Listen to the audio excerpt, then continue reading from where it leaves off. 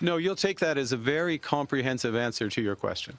Good evening, everyone. Hopefully, you're having a wonderful day so far. I got a good one for you today. So, Mark Carney was in Edmonton a couple of days ago, and he decided to go play with the Edmonton Oilers and meet up with the mayor downtown. And the media, ooh, they did me proud. They ripped him a new one.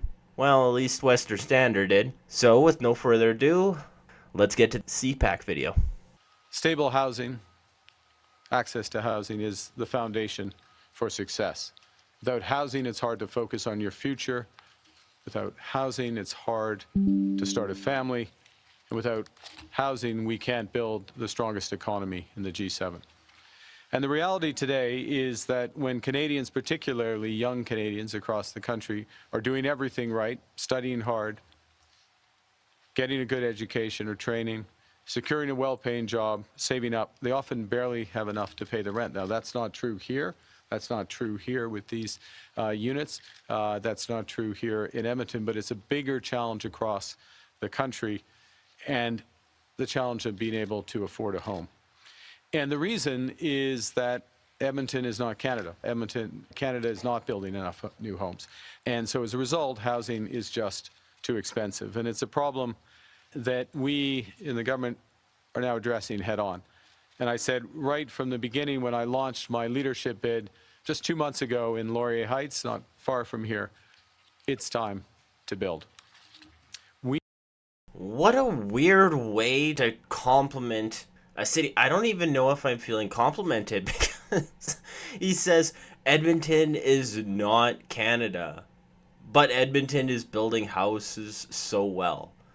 I I want to ask Mark Carney, hey, yeah, families really love to move into 1 or 2 bedroom apartments. When I was a kid and I was talking to my mom and dad, I was like, my dream, when I have my first kid, I want to move into a 2 bedroom apartment.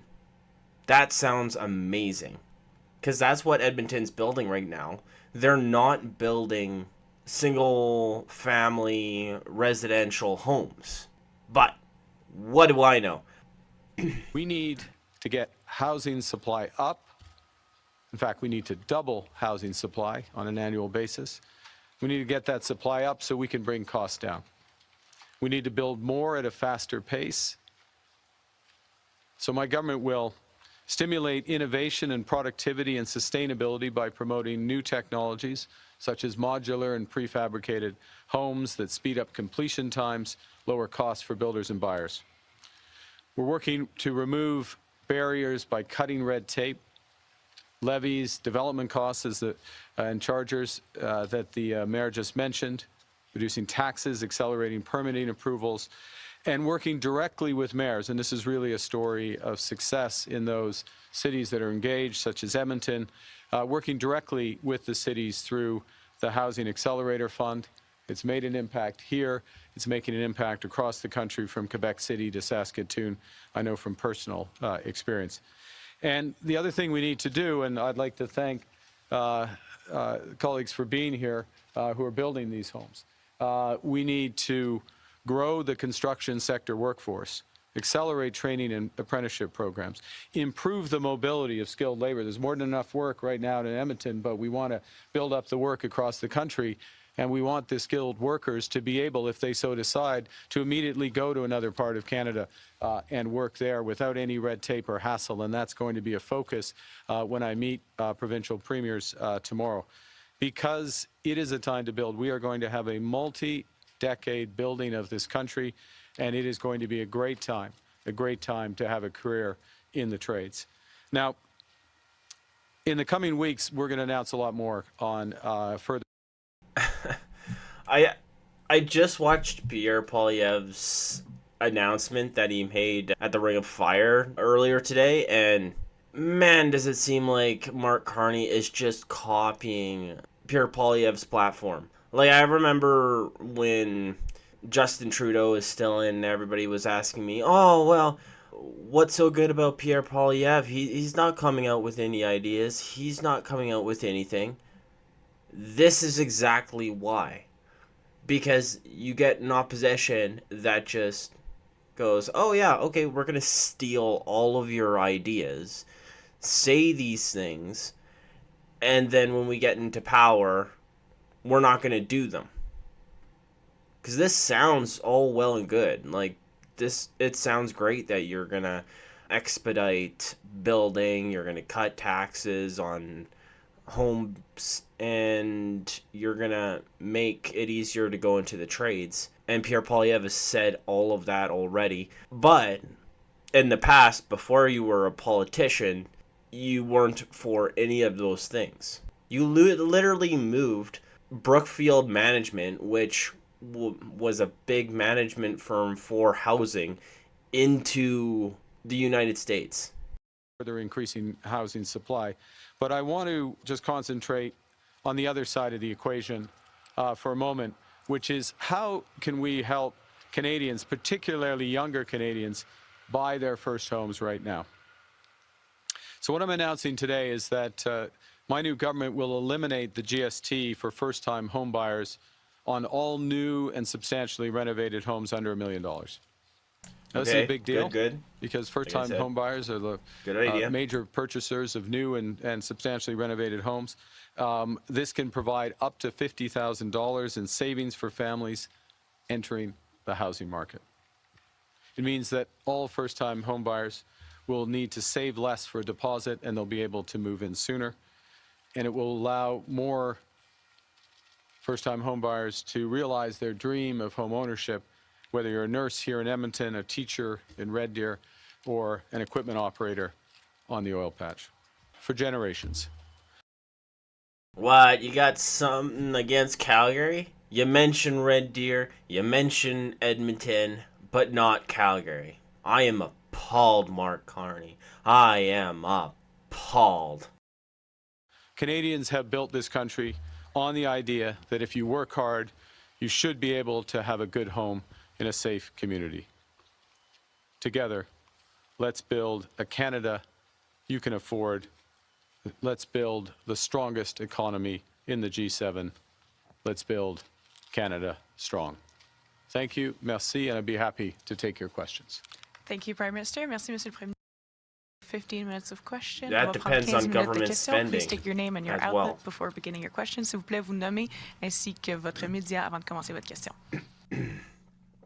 First question. Hi, David Staples from the Edmonton Journal. Hi, Welcome David. to Edmonton. Thank you. You met with Premier Smith. She's advocating for the private sector to build pipelines across Canada. What I want to know is, you've said you're open to this kind of development, but can you make a commitment to Canadians and to Albertans that you will fight to get pipelines built? Yeah. That you will fight in the way that the industry wants, getting rid of the West Coast tanker ban, reforming C-69. Will you commit to those things? Yeah, Dave, thank you for the question, David. Look, and I had a meeting with the Premier this morning. I'll be with all the premiers tomorrow for the First Minister's meeting. Let me tell you part of the focus of that meeting, because it goes directly to your question. It's about getting things done. It's about getting, yes, pipelines built across this country so that we can displace imports of foreign oil.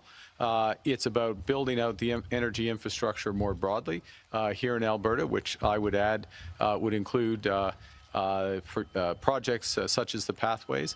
It's about building energy corridors and trade corridors, including potentially up from here through to Nunavut. So we have additional deep water ports and opportunities there. And so the commitment is to deliver those projects like those that we agree that are national priorities, and then the federal government, using all of its power, including new legislative powers or new legislation, in order to accelerate delivering those projects. So then it gets into details of what's changed here and there, but the commitment is to deliver faster at a different scale. And if I may just add one other thing,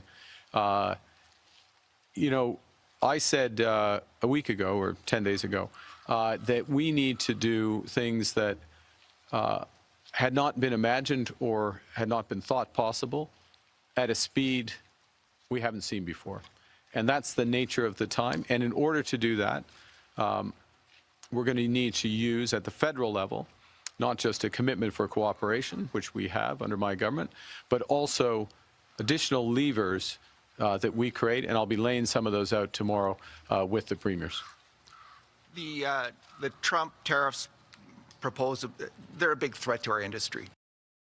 So it would be nice to actually believe what he's saying, though this comes from the guy who literally talked ill about Trans Mountain Pipeline and then started investing in pipelines in Brazil, touted how good the carbon tax would be.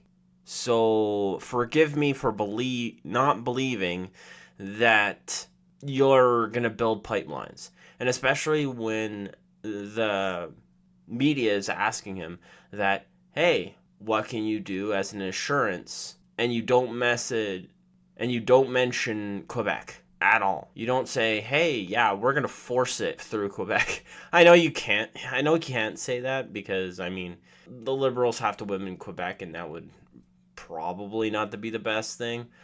But just mentioning new legislation, that's not what we need. We need less legislation because the legislation we have in can force the province to put that pipeline in, whether they like it or not. It's just the government doesn't have the will to do it, and I don't see Mark Carney doing that. Yeah. They're deregulating in the States. They're getting rid of taxes, carbon taxes, all kinds of taxes and regulations to free up industry. You're talking about bringing in an industrial carbon tax and supporting the emissions cap in Alberta. How is that going to help Canadian industry in the face of this threat from the United States? Well, there's a couple of things, if I may, David. First is the question of access, reliable access to the U.S. market. And in order to have reliable access to the U.S. market, we're going to need a comprehensive renegotiation of our economic and security partnership with the United States. The American government has chosen to violate a number of aspects of that partnership for reasons known only to themselves. They're putting a tax on Alberta oil that serves no purpose other than to raise the price to U.S. consumers. And more broadly, the taxes on steel and aluminum and other ones coming, or the tariffs, I should say, are outside the legal framework of CUSMA, USMCA. Okay, so we need to recast that. What we need to do in parallel is to make sure that our industry is as competitive as possible, and I'm much more interested in increasing the competitiveness of our energy sector, of our manufacturing sector, of our AI sector, and working with industry and with provinces on specific ways to get those reductions, as opposed to, and last point, which goes to your question, as opposed to having preset caps or preset restrictions on preset timelines. Thank you. Next question. So it sounds like the answer is I don't know, because he asked, how is increasing the industrial carbon tax going to help bring industry here? And then he rambles on about something about how the United States tariffs are so terrible. And let me reiterate, we put tariffs on everybody else's dairy to protect our dairy farmers. So if the United States is tariffing the international oil, well, more Canadian oil, you'd think our government would be like, they're probably doing it to protect their own oil companies. I don't know. That's just the way I look at it. I mean, the United States imports so much oil from Canada for so cheap that I don't know how they'll be able to offset that. Even with what they having it all come in domestically. Prime Minister, thanks for taking my question, and welcome to Edmonton. Thank you. And James from the Western Standard. You recently... Sorry about the microphone. Yeah, no problem. I'm a pretty tall guy. You have not been elected in a federal election yet, and you recently flew to Europe on government wide-body jet at the expense of at least $500,000. So the question I have for you today, and maybe I'll say this before I ask the question, these people around you all paid for that flight, and you've not been elected yet. So will you commit to refunding these taxpayers for that flight? Well, it's an interesting question, way of framing it. Look, and I'm going to go back to, I'm going to allude to the question that was asked previously by Mr. Staples from the Journal, and the situation that we're in as a country, which is we are in an economic crisis that's brought on, sorry, I'm going to answer the question, brought on by the tariffs that have been put on Canada, actual and prospective. One of the challenges... The economic crisis was brought on by former Prime Minister Justin Trudeau, and you were his advisor at the time. I think you would find... These people did not create that problem. I certainly... hey, nobody... Oh, Mark Carney's razzed. But this is a amazing question. I didn't think about this. And I did a video on him going to London.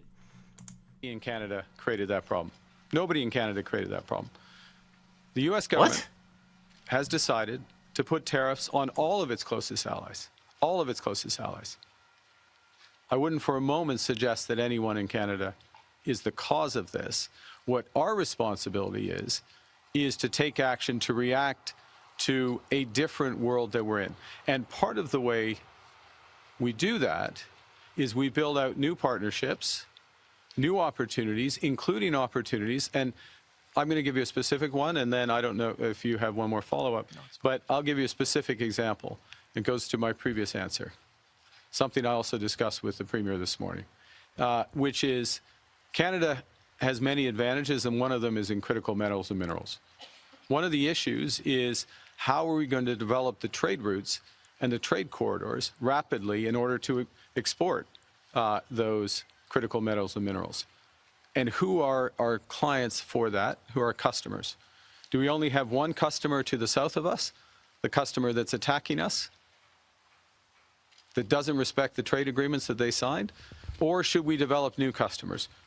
New customers in Europe. What's required, if I may, what's required for those new customers is to build out trade corridors and infrastructure, including what I referenced in my previous answer and discussed with the Premier, is the potential to go north, go to new deepwater ports, Churchill as an example, Gray's Point in Nunavut as another. And that creates a whole new set of opportunities for Albertans as a whole, for people across the country, for these hardworking people around me and those like them in the trades. And that's what my job is. I'll take that as a no then. No, you'll take that as a very comprehensive answer to your question. Wow, Carney. Oh, you are just a peach. This guy's such a tool. Oh, I mean, to be particularly honest, this is YouTube gold right here. But this guy is what can I say? He is horrible. He treats the media and thus treats Canadians like they're dirt, especially when we try to ask him the hard questions. He looks at us and says, "You work for me. This is what I'm going to tell you, and this is how it is." That's how it seems. Now, the fact that he before snapped when he said that what's happening in Canada is no Canadian's problem. No, it's Justin Trudeau's and the Liberals. I don't know if he's watched Parliament, especially during the Great Cold of 2021, but Pierre Poilievre was going after Justin Trudeau because of the amount of spending, and he was saying all this inflation is going to hit the poorest Canadians. And then he was warning about the housing. He was warning about the spending problems we were going to have. And he was warning them. And then the Liberals just was like, no. And Justin Trudeau himself said, we're going to invest in Canadians so Canadians don't have to invest in themselves. Or, oh, the budget will balance itself. Or, the best one, forgive me if I don't think about financial policy. All of these things, all of these red flags that were given to Justin Trudeau, and the cherry on top was Canadians begging him to get rid of the carbon tax. And he increased it every single year. And Mark Carney has the gall to stand up and say that our problems right now are not due to any Canadian, maybe not any one Canadian, but he says that it's because of Donald Trump. Is he going to be the prime minister that when the election comes around and he's up against Pierre Poilievre, he's going to say everything's Donald Trump's fault? Nothing's his fault? And yeah, actually, I would like to know if this guy is going to be paying us back for all the flying around Canada, for all the flying around Europe that he's doing right now. Because he's supposed to be I think it's called an interim prime minister, and he's not supposed to be flying around. He's just supposed to be keeping the seat warm. It seems to me that he's sort of bringing out his electoral platform and using taxpayers' money to promote himself when you're supposed to use donations. That's how it seems to me. And I would love, when the Conservatives get in, to go after Mark Carney and give him a bill at the end and said, this is what you owe Canadians. And I actually expect that out of Pierre Poilievre, that he do that. Why is it important for you to build up a Liberal presence in Edmonton and Alberta, and what impact do you think this might have on an upcoming election? Well, I'm Prime Minister of all of Canada, and the government serves all of Canada, and Edmonton's a hugely important part, obviously, of our country. So it's not tied to electoral timing. It's not tied to any specifics. This is, but something it is tied to is a very real need, which is around housing, and also a very real success story. And I'm a firm believer that we learn from our mistakes, but we also learn from success. And there has been tremendous success. You think of the mayor will correct me because he knows all the figures, but I see it as about a 16% increase year on year, in construction, here in housing construction. That, if we had that across the country, we would be on track for what the country needs. So what can we learn from what Edmonton is doing right? And how do we emulate it? How do we reinforce it here? So that's part of the reason I'm here. Again, I'm going to go back to what I said to the previous answer, if I may, which is I'm a practical person. I like to see how things work and then correct mistakes, such as the consumer carbon tax, and reinforce things that are working, such as the Housing Accelerator Fund. And I'll hand back. I was just kind of going off that. Yeah, he says that. I don't think he's a very practical person. He seems like a very sneaky, sly person to me, because he keeps saying he took off the consumer tax, but then he's ramping up the industrial carbon tax, and that's just going to do the same thing to the consumers. It's just we're not going to get a check at the end of the month, so it's going to hurt us even more. Well, we're not going to get a check for it, so it's just going to hurt us even more. So great, the government can just consume that money, I guess. I mean, I love the answer he gave about why he's in Alberta is because he's the prime minister of all of Canada, even though he wasn't elected by all of Canada. He was elected by 150 Liberals. Or 150,000. Sorry. How are you hoping, as we're looking further now into election, that you can build up the Liberal Party in Alberta? Well, look, I'm an Albertan. I grew up here, and Albertans are practical people, and they judge people on results and what they expect for those results. And the Liberal Party has a ways to go here, but we have very strong candidates. We'll have even more strong candidates, and we're we're offering a way of positive change for the country.